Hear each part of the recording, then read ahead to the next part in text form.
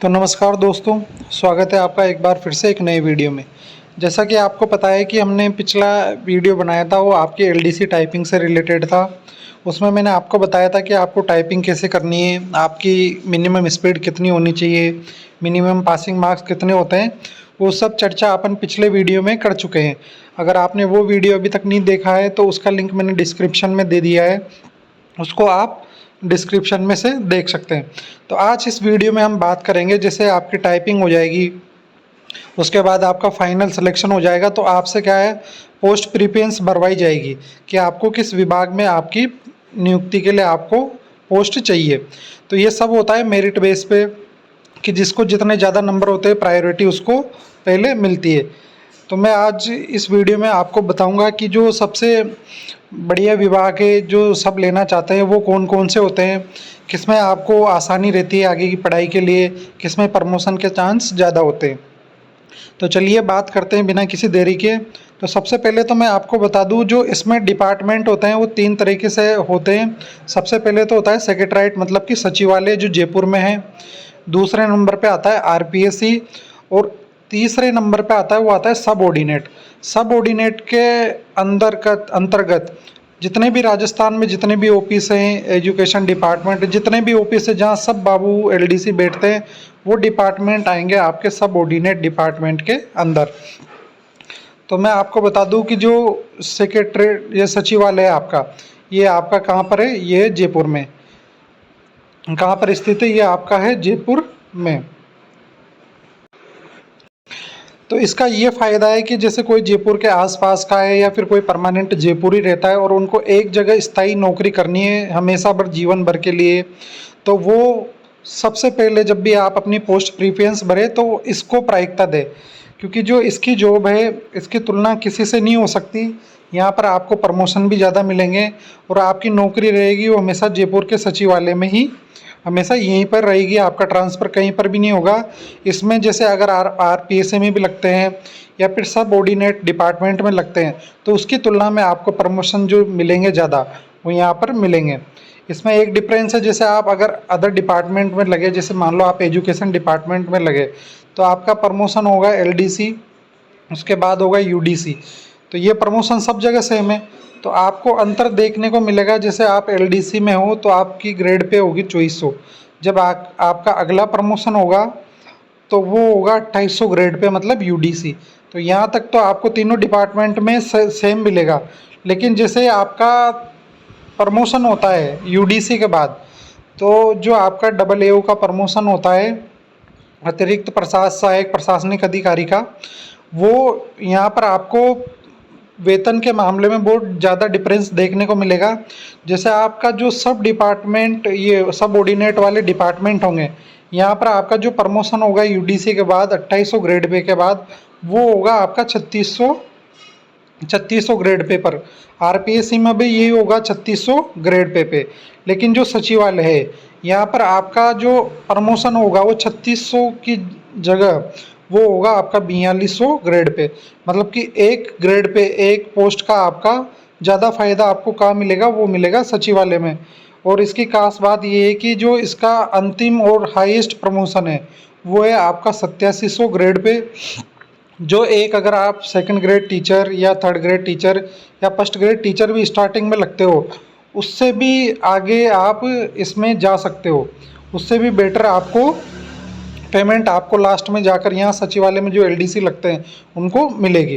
क्योंकि 8700 grade pay बहुत अधिक होता है, तो सचिवालय की बात लगे यहाँ पर वही लोग जाते हैं या फिर वही बच्चे सेलेक्ट होंगे जिनके हाई परसेंटेज होगी या फिर अच्छे नंबर होंगे।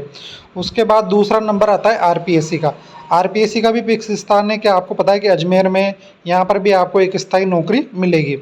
और सचिवालय की भी ज़िंदगी भर नौकरी आपको वहीं सचिवालय में ही मिलेगी जयपुर में। तो टॉप पर जो जिनके बढ़िया नंबर आएंगे, फाइनल सिलेक्शन होगा, उनको फर्स्ट प्रायोरिटी इसको देनी चाहिए और दूसरी देनी चाहिए आरपीएससी को। इसके बाद अपन बात कर ले थर्ड नंबर पे। तो थर्ड नंबर पे आता है आपके सब ऑर्डिनेट डिपार्टमेंट। सब ऑर्डिनेट डिपार्टमेंट से मतलब है कि जैसे आपके राजस्थान में आप जितने भी कभी ऑफिसों में गए होंगे, जहाँ पर जितने भी बाबू काम करते हैं, एलडीसी काम करते हैं, वो डिपार्टमेंट किसके अंतर्गत आते हैं, तो डिपार्टमेंट आते हैं सब ऑर्डिनेट डिपार्टमेंट में। किस में आएंगे वो? सब ऑर्डिनेट डिपार्टमेंट। जैसे आपका एजुकेशन हो गया, आप कलेक्ट्री ऑफिस जाओ, आप जैसे आपका स्कॉलरशिप से रिलेटेड डिपार्टमेंट हो गया, आप जिस जिस ऑफिस में जाते हो वहाँ जहाँ आपको बाबू मिलेगा या एलडीसी मिलते हैं वो आते हैं सब ऑर्डिनेट डिपार्टमेंट में। तो इसमें भी आपसे पोस्ट प्रीफरेंस भरवाई जाएगी। भाई सब ऑर्डिनेट डिपार्टमेंट में आपकी पहली चॉइस क्या रहेगी? तो जो लगभग पहली चॉइस होती है वो होती है कलेक्टर ऑफिस। कलेक्टर ऑफिस इसमें भी क्या है, आपका जो प्रायोरिटी में जिनका नंबर आएगा वो काउंसलिंग के माध्यम से आएगा। जिनके नंबर अच्छे होंगे तो उनको पहले कलेक्टर ऑफिस जो अपनी चॉइस के अकॉर्डिंग भरेंगे उनको ये मिलेगा। कलेक्टर ऑफिस लेने का फ़ायदा ये है कि आपको, क्योंकि ये तहसील लेवल पर तो होते नहीं है, ये होंगे आपके मुख्य जगह, मतलब मुख्यालय, जिला मुख्यालय पर, तो आपको प्रॉपर सिटी में नौकरी करने का मौका मिलेगा। और अगर आपके बढ़िया नंबर है तो आपको आसपास, अपने गांव के आसपास जो आपका जिला है, जिला मुख्यालय या दूसरा जिला है, वहाँ पर भी आपको पोस्टिंग मिल सकती है। तो ये तो हो गई आपकी सब ऑर्डिनेट डिपार्टमेंट की बात। इसके बाद दूसरे नंबर पे आता है इसका डिपार्टमेंट, वो होता है कमिश्नर इन ट्रांसपोर्ट। ट्रांसपोर्ट मतलब जो जैसे आपके आरटीओ ऑफिस होते हैं जहाँ आप लाइसेंस वगैरह बनवाते हो, तो दूसरे नंबर पे वो आ जाता है। और तीसरे नंबर पे आता है आपका कमिश्नर इन एक्सरसाइज। एक्सरसाइज का मतलब आबकारी डिपार्टमेंट, जैसे जहाँ पर शराब के ठेके ऐसे होते हैं, उनके जो अधिकारी होते हैं वो एक्सरसाइज डिपार्टमेंट में आता है ये सब कुछ, उनकी जांच वाँच के लिए। तो ये डिपार्टमेंट हो गया आपके थर्ड नंबर पे। फिर आ जाता है director of social justice and empowerment, जो सामाजिक न्याय विभाग का डिपार्टमेंट है, ये भी अच्छा डिपार्टमेंट है।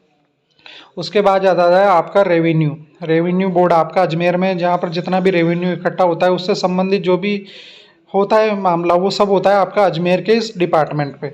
तो ये भी सब ऑर्डिनेट डिपार्टमेंट के अंडर ही आता है। फिर आता है डायरेक्टर ऑफ टेक्निकल एजुकेशन।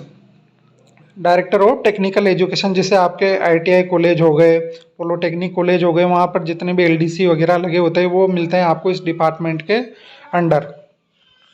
इसके आगे अगर अपन बात करें तो जो आपके डिपार्टमेंट है वो बहुत सारे हैं, तो अपन एक एक की बात कर नहीं सकते यहाँ पर एक वीडियो में, क्योंकि मैंने आपको बता ही दिया है कि राजस्थान में जितने भी ऑफिस है, सरकारी ऑफिस, वहाँ पर जो भी एलडीसी वगैरह सब काम करते हैं वो सब ऑर्डिनेट डिपार्टमेंट के अंतर्गत ही आते हैं। जैसे वाटर डिपार्टमेंट, एग्रीकल्चर हो गया, पंचायती राज हो गया, पीडब्ल्यूडी हो गया, डायरेक्टर ऑफ माइनॉरिटीज़ हो गया, local fund and audit department हो गया। और जो सबसे ज़्यादा जहाँ पोस्ट आपको देखने को मिलेगी वो होगा आपका एजुकेशन डिपार्टमेंट। कौन सा होगा? वो होगा आपका एजुकेशन डिपार्टमेंट।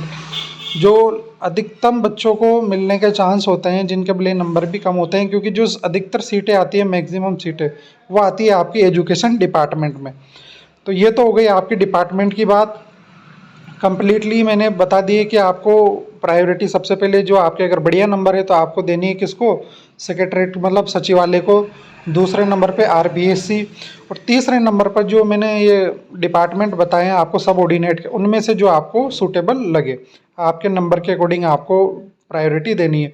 और बात हो गई प्रमोशन की, तो प्रमोशन में आपको सबसे ज़्यादा जो बढ़िया फ़ायदा होगा वो होगा सचिवालय में। उसके बाद यहाँ पर सेम जगह थोड़ा टाइम लग के प्रमोशन होते हैं। बाकी अगर आप जयपुर के आसपास के आपके बढ़िया नंबर हैं, या फिर आप कहीं से भी हो और आपको जयपुर रहना है या फिर हमेशा के लिए एक ही जगह नौकरी करनी है, तो आप सचिवालय को प्राथमिकता देवे। अब दूसरी बात कर ले, तो दूसरी बात करते हैं कि जैसे आपको अब आगे की पढ़ाई भी करनी है तो उसके लिए कौन सा डिपार्टमेंट सही रहेगा। तो ये सब आप जानते हैं कि जिनको नौकरी के साथ साथ शांति भी चाहिए, सब चीज़ें चाहिए, तो वो सब चूज़ करते हैं एजुकेशन डिपार्टमेंट। क्योंकि एजुकेशन डिपार्टमेंट एक ऐसा है कि अन्य विभागों की तुलना में आपको यहाँ पर काम कम मिलेगा। काम ऐसा नहीं है बिल्कुल कम होगा, लेकिन इसका जैसे आपके स्कूल आने जाने का जो टाइम होता है वो फिक्स होता है, छुट्टियाँ भी मिल जाती है आपको। तो ये जो सब कुछ चीज़ें हैं, तो ये जो सब कुछ चीज़ें हैं आपको आगे की पढ़ाई के लिए मेरे अकॉर्डिंग वो एजुकेशन डिपार्टमेंट में मिल जाएगी। जैसे आपको आगे की पढ़ाई भी जारी रखनी है तो आप एजुकेशन डिपार्टमेंट भी ले सकते हैं। इस पर आपको काम करने का भी टाइम मिलता है, ऐसा कुछ नहीं है इतना लोड वाला काम होता है। ठीक ठाक आप अपने अकॉर्डिंग काम करते जाओ तो समय पर होता रहता है और आप अपनी आगे की पढ़ाई भी जारी रख सकते हैं। तो आई होप दोस्तों आपको वीडियो समझ में आया होगा। अगर आपको और भी कुछ टॉपिक पे एलडीसी से रिलेटेड, पोस्ट प्रेफरेंस या फिर वर्क से रिलेटेड है या फिर पेमेंट से रिलेटेड कुछ क्वेरी हो तो आप बता सकते हो। मैं अगला वीडियो उसी टॉपिक पर लेके आऊँगा। धन्यवाद।